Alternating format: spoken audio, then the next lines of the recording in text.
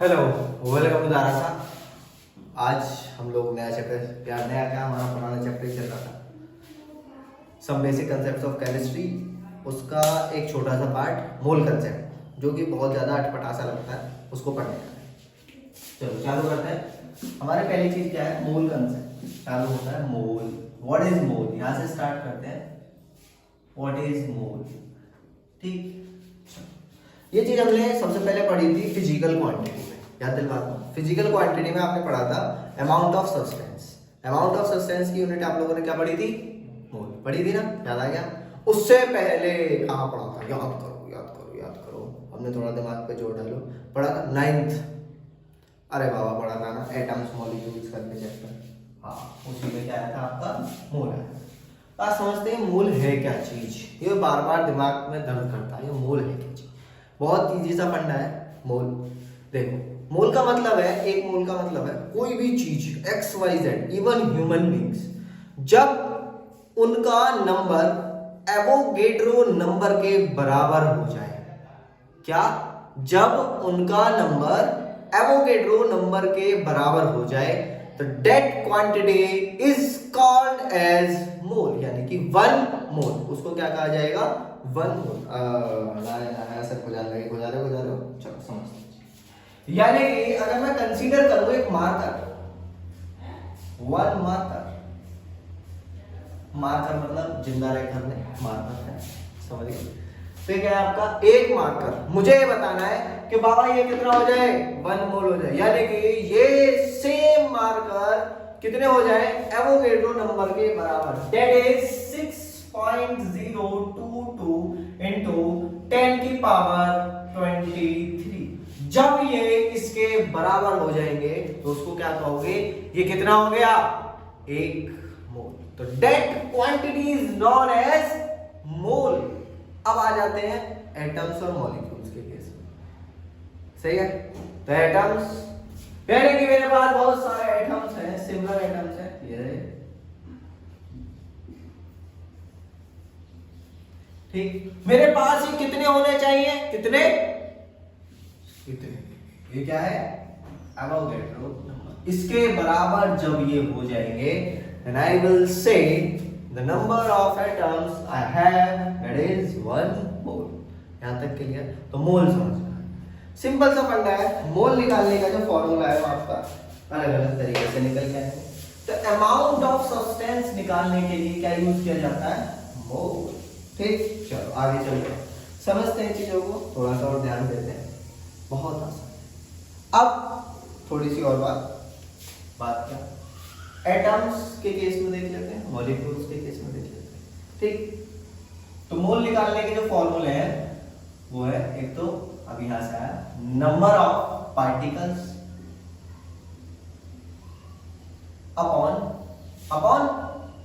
N, यानी कि 6.0। अब आप 2 याद नहीं रखोगे, 6.023 इंटू 10 की पावर 23, ऐसा लगता है थोथड़ी। सही है? थोथड़ी उतरी नहीं, 6.023 इंटू 10 की पावर थोथड़ी है नहीं, 6.023 इंटू 10 की पावर 23। तो 2323 आपको याद है अभी तो, क्योंकि एवोगेड्रो नंबर की वैल्यू बहुत आसान है, याद रहती है, बहुत यूज भी आती है, इसलिए याद भी रहती है। लेकिन कभी कभी क्या होता है, जब हम प्रेशराइज होते हैं तो कंफ्यूजन फैलता है, तो उस कंफ्यूजन के लिए यहाँ पे 23 और यहाँ पे भी 23। ठीक है? तो आपके लिए कैलकुलेशन के लिए 6.02 तक यूज करते हैं मोस्टली, तो आप वहां तक यूज करोगे। सही, नेक्स्ट आगे देखो, एक और फॉर्मूला मोल के लिए।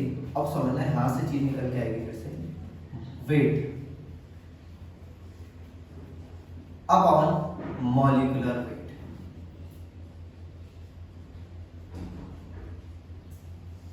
Wait upon molecular weight, that is also called as mole. उनको क्या बोलते हैं? मोल बोला जाता है। नहीं आया समझ भाई, बात नहीं बननी है। समझते हैं एटम्स और मॉलिक्यूल्स के केस में आ जाओ। चाचा जरा इधर ध्यान देना।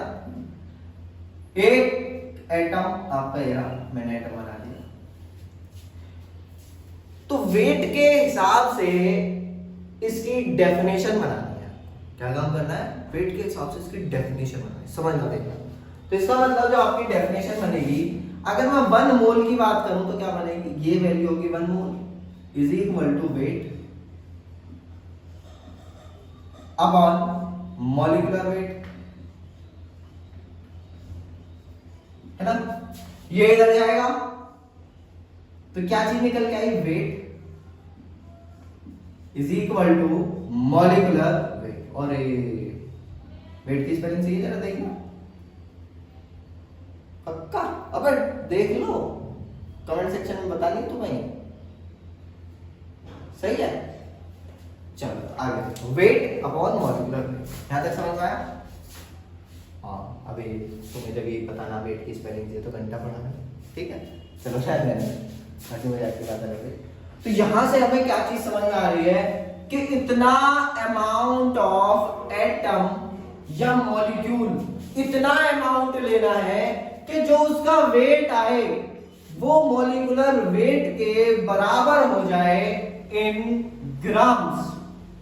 समझना, आप यहाँ पे कंसेप्ट पढ़ चुके हो, मैं याद दिलवाता हूं फिर से आपको, क्या AMU atomic mass unit and unified mass, आप ये चीज पढ़ चुके हो कि नहीं पढ़ चुके, याद आया ना पक्का।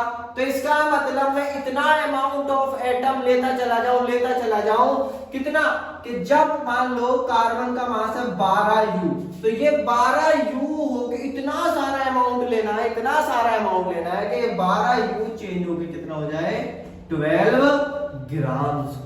कितना हो जाए, 12 ग्राम्स। तो इतने अमाउंट को आप क्या बोलोगे, 1 मोल। आया समझ, पक्की बात है, क्लियर हुआ। तो यहां पे हमारे पास 2 फॉर्मूले आ गए मोल्स के, एक ये वाला एक क्लियर। आया ना समझ, आसान है, ठीक। तो मोल क्लियर हो गया। तो यही चीज क्या है, मोल। यही चीज क्या आ गई आपके लिए, मोल। अब मैं जरूरी थोड़ी है इतना ही मास लूं, मैं तो मास थोड़ा ज्यादा वाला, ठीक है, ले सकता, सही है। अब दिमाग में चीज आ रही है, सर ये वाला जो है ये ग्राम्स में लेना है या फिर यूनिफाइड मास में लेना है ना, ऐसा आ रहा है दिमाग में। देखो अगर ये चीज किस में होगी, ग्राम में होगी, तो ये भी चीज किस में लेनी पड़ेगी आपको, ग्राम्स में। समझ आया ना। अगर ऊपर वाला मास किस में है, ग्राम्स में, तो ये भी किस में होगा, ग्राम्स में। अगर ये केजी में है तो ये भी किस में होगा, केजी में होगा, ठीक। लेकिन हम लोग केमिस्ट्री में कंजूस होते हैं थोड़े से, है ना, मैं तो हूं भाई।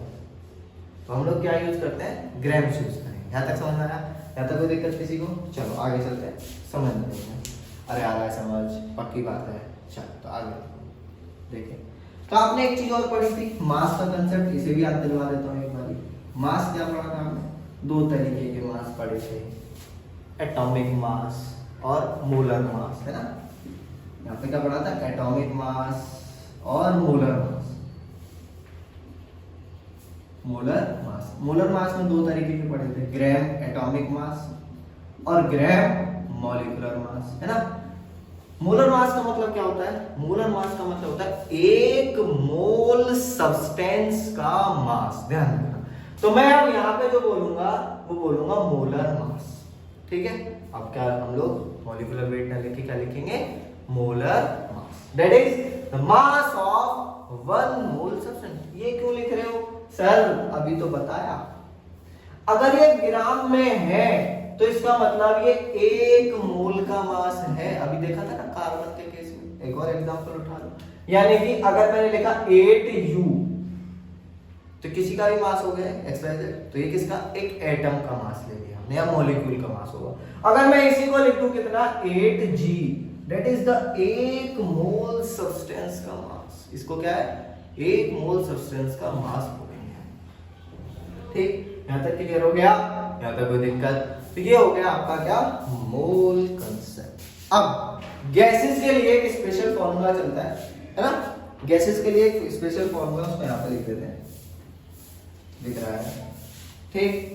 तो मोल इज इक्वल टू, क्योंकि गैसेस के लिए वॉल्यूम बहुत ज्यादा इंपॉर्टेंट होता है ना। गैसेस के लिए तो ये होगा volume of substance, gas upon 22.4, ये गैस का वॉल्यूम देना है लीटर से। और ये ओनली वैलिड है एट STP, किस पे वैलिड है, STP, यानी कि स्टैंडर्ड टेम्परेचर एंड प्रेशर। यहाँ तक चीज क्लियर है? अरे समझ में आ रहा है ना, पक्की बात है। ठीक, आपको क्या क्या लिखना है? एक तो ये लिखना है, ठीक है, एक ये लिखना है, सही, और एक ये लिखना है, मतलब जिस चीज पे टिक लगा है आपको वो लिखना है, सही है। तो आपको ये छाप लो। तो पहले मोल लिखो, हेडिंग डालो फटाफट से, हेडिंग डालो फटाफट से, मोल लिखो, और मोल की डेफिनेशन लिखोगे व्हेन, क्या लिखोगे? व्हेन